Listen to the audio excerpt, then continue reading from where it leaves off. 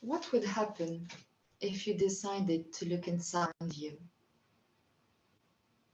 Telling the story of John and Jack may be the most personal and intimate thing I ever had to do. I could share without any problem my own past struggles with panic attacks, OCD, and anxiety, not to mention how those difficulties came to be. But it seems that those two main characters represent perfectly what I went through and who I really am.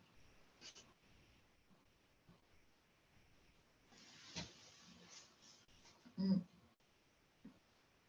Some characteristics and parts of their personality were already constructed long before becoming insane. It was when I was writing a story that I never published.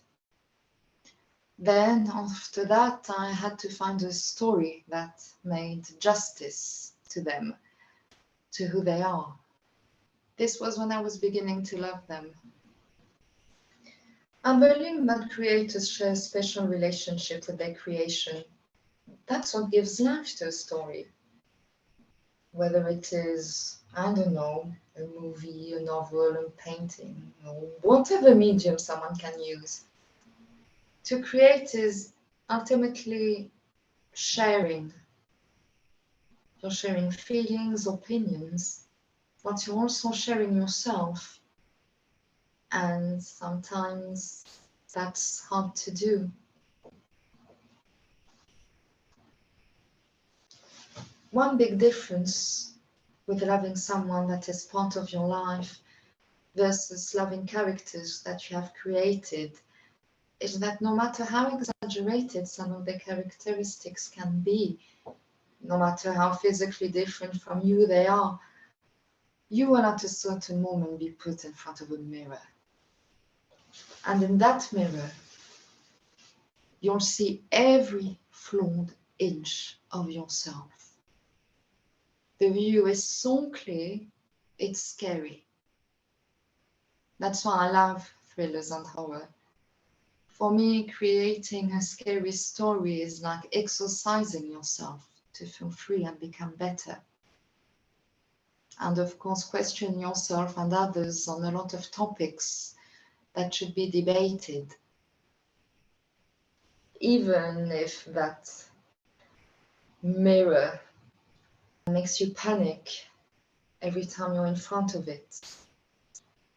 If you look closely enough or wait for a few seconds, you'll also see beautiful and wonderful qualities about yourself. And that's something that you should never forget. Jack Vane and John Crane are different from each other, physically and mentally. But they do complement each other. They bring balance and solutions when they're brought together. But they are, quite frankly, two aspects of my personality. I'll give you a dumb example. If I receive a call from someone that I don't want to talk to, the John Crane part of me would say, well, I'll have to come up with an excuse to tell them why I can't see them. One Jack Vane would be, answer? Fuck it, I have other things to do. These two lines are also a representation of my childhood and teenage years. I won't be going into specifics, but to put it in a nutshell, it involved a lot of being pushed to be and to do better, even though I was already better at school, getting put in between my parents' relationship issues, getting slapped in the face or dragged out of bed if I missed school. The result of that was just me hiding myself to smoke cigarettes, getting a belly button piercing at 12, missing school, then being put into recitation school that I missed a lot too. Probably because I was afraid of getting punched in the face rather than failing at an exam. We used to have a teacher, who used to say to me and to all of my classmates that we were just losers. and that we would never amount to nothing. So we better get off our asses and go and sell that weed in order to make money. Because you don't have any qualities. You're stupid. You won't arrive to anything. Anyway, I got myself an apprenticeship, then I studied, work, study, work, then work, studied law, fucking work again, studied, work, study, work. I had a burnout at 23. I had a burnout at 23, you know. I had a burnout at 23 years old.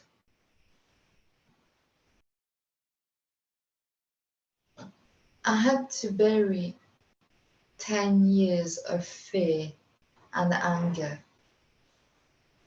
Probably also a hidden depression. And why it didn't come during the years where I was at school or working, I don't know. I think it's because I never took the time to feel those emotions. You know, when you're scared, but I mean really, truly and fucking scared of not having a life, of not being able to pay your bills, to eat, or to have money, you don't feel your feelings. You put them aside, you deny them, and you're just on automatic pilot, and you keep on moving. And once you think everything is cleared, it just comes back like a wave.